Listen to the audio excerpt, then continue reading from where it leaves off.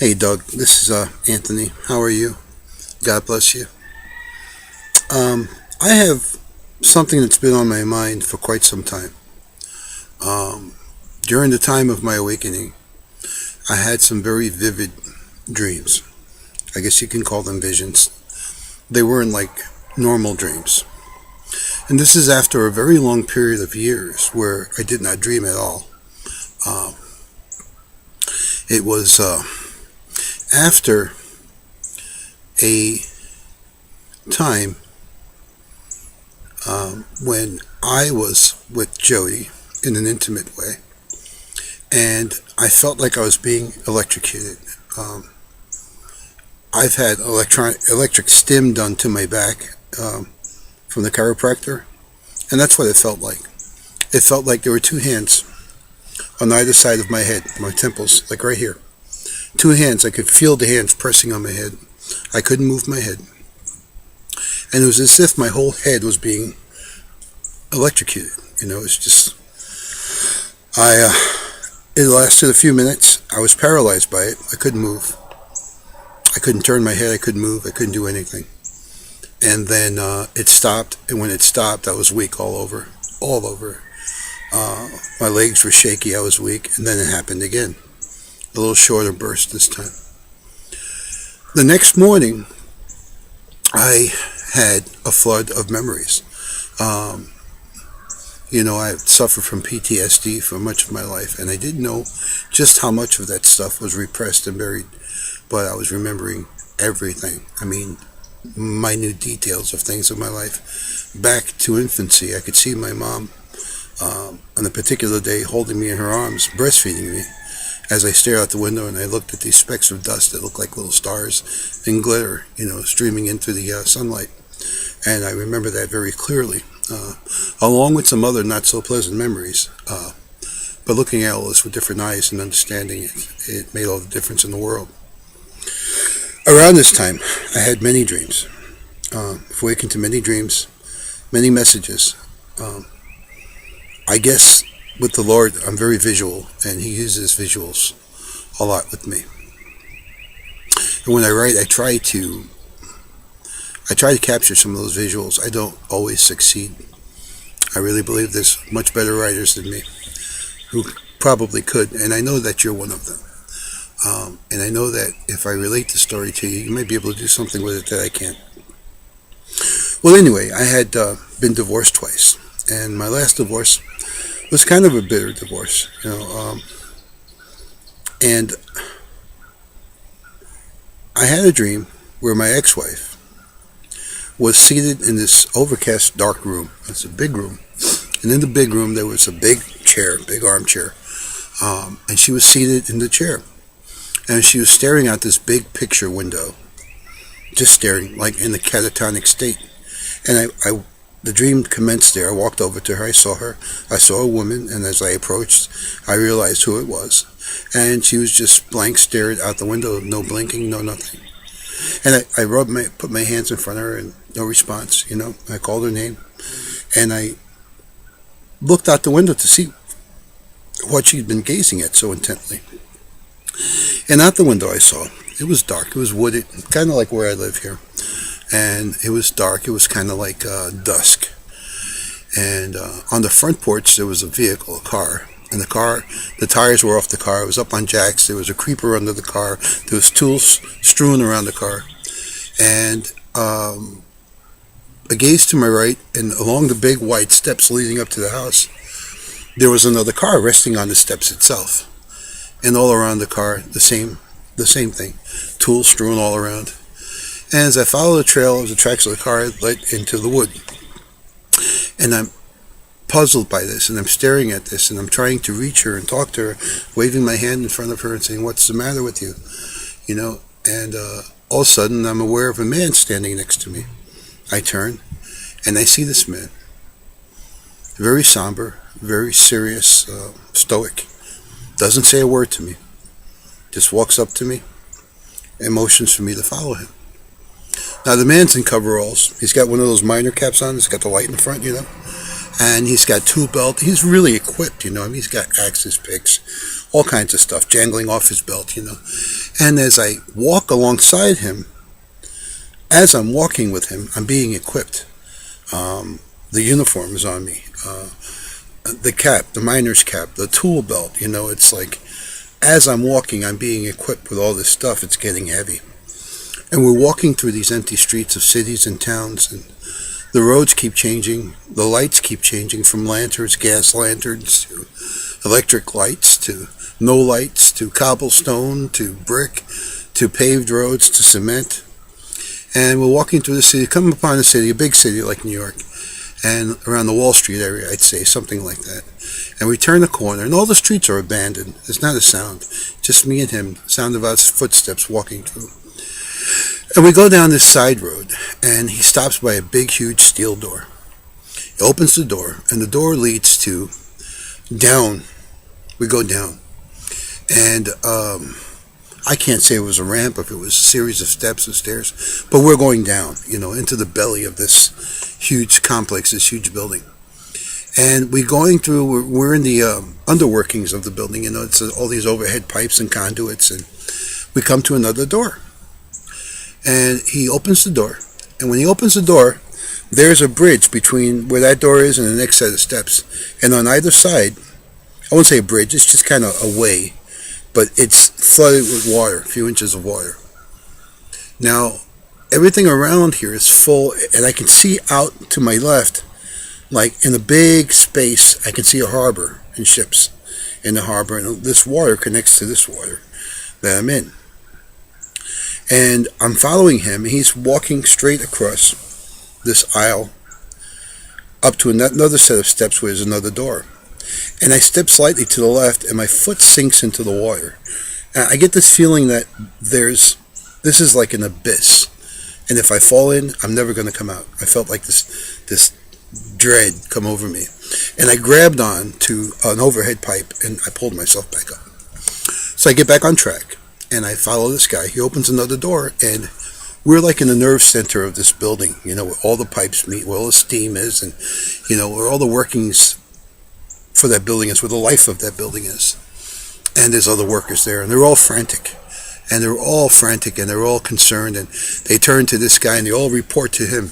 And he's listening to all of them. He's looking, assessing the damage, and surveying, and I see water dripping down the walls everywhere. Just water streaming down the walls. It's covering the walls. It's living. It's moving. It's just water gushing down the walls.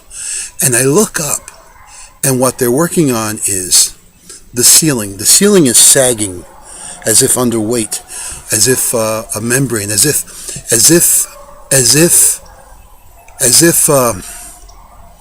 The only thing I can think of is a woman in childbirth breaking water, and it's just gushing out.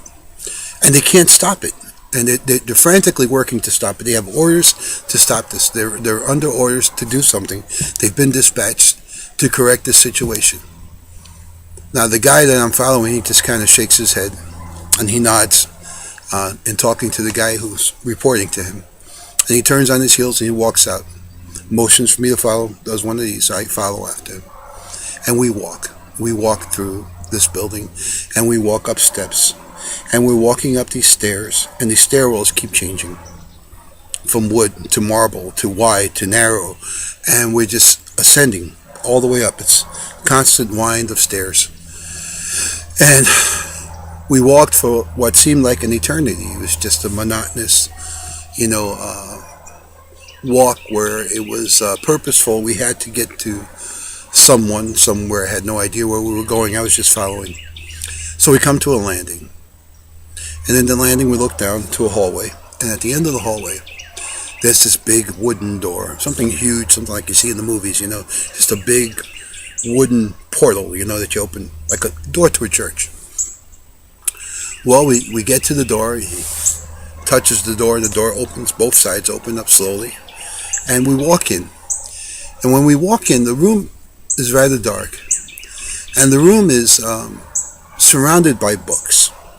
From the ground, if you look up and all around, all you see is books. Books. I mean, infinity of books. You can look up till you can't see any further. It's like looking past the sky of books. And then he bows, steps a few times, bows. He bows 3 times. And he comes before this giant of a man that we only see in silhouette.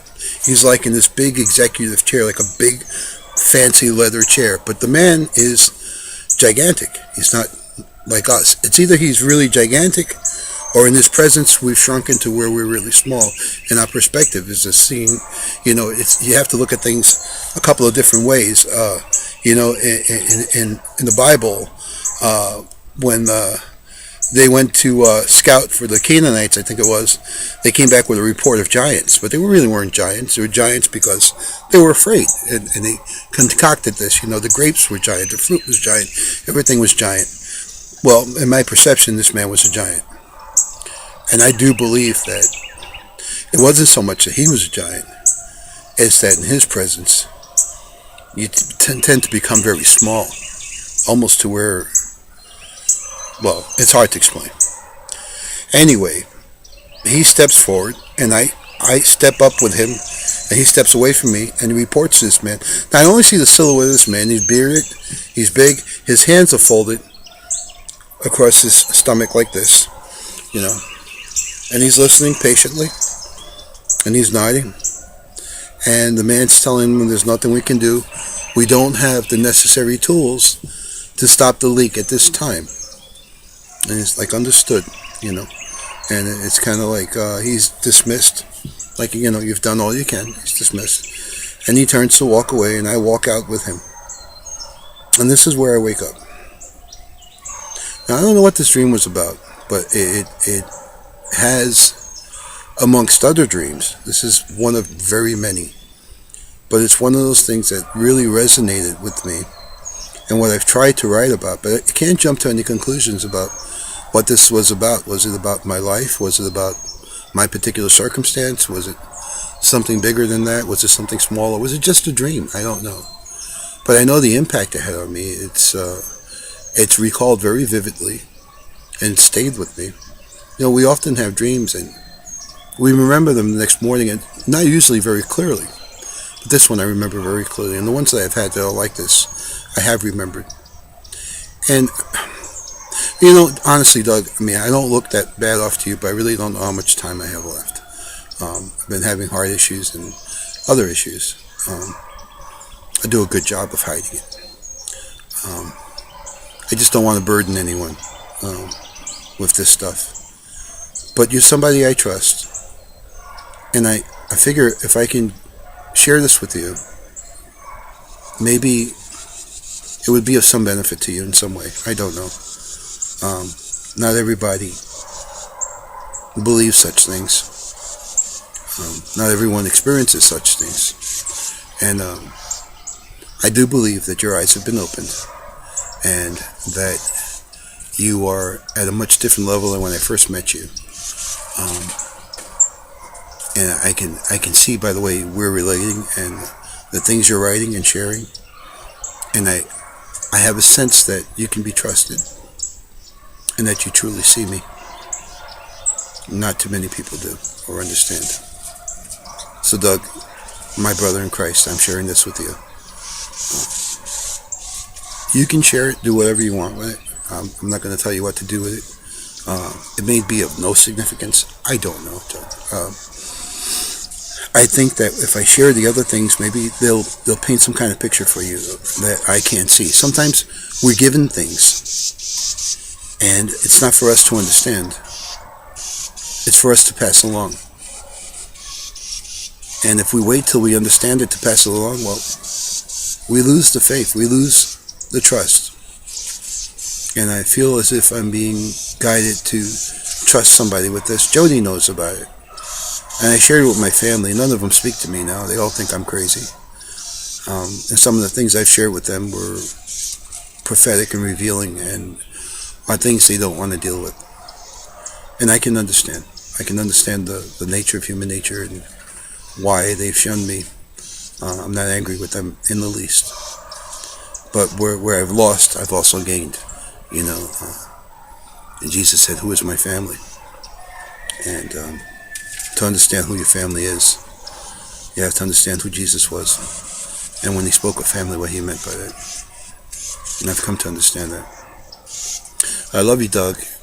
I hope that all the birds have come to join us. That's titmouse. They're hungry. I'm out of birdseed. But I'm glad that they come by. At least you get to see where I pray and where I talk to God.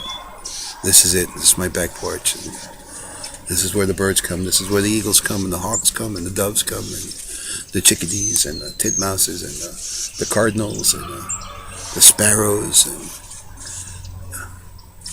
I just love it here. I really do. I wake up some days and I look at this and I say to myself, how did I get here? I haven't worked in 5 months. How is it that I haven't lost everything? Someone's been helping us. God bless her.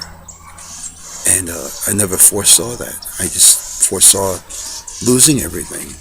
And I was ready to lose everything. If you don't work, you can't expect to pay your bills and keep your things. And somehow we've been preserved. 5 months of not working, Jody nor I. And Jody's not well. Jody has some serious issues, some mental issues and some physical issues. Even when she does work, it's difficult for her to keep a job, being bipolar. We're getting through this, Doug, just fine, and well, I just wanted to share that dream with you, and I hope to share more. And God bless you and your family, Hillary and Jordan, and don't remember your other daughter's name. Will it come to me? Will it come to me? Not right now, it doesn't come to me, but God bless you and your family, and I pray for you. I pray for you quite often. I'm thankful for you. I'm grateful to the Lord to have someone I can share with and who understands me. And I believe you've come to understand me. And I don't think it was easy for you. I think it was work for you. But I think there's some kind of breakthrough have been made through the Holy Spirit that we communicate the way we do now. And not much has to be said. I sent you Senor Wences today because you know what? I was listening to him today, and that was a time when things were wholesome and there was no dirty jokes, and you could be funny without being dirty, and it's just hilarious. I mean, Jody and I have been laughing all morning listening to Senor Wences. We must have watched that thing about 9 times. So, anyway, let me have your thoughts on this offering, and let me know what you think, though. And God bless. You take care of yourself. Bye-bye.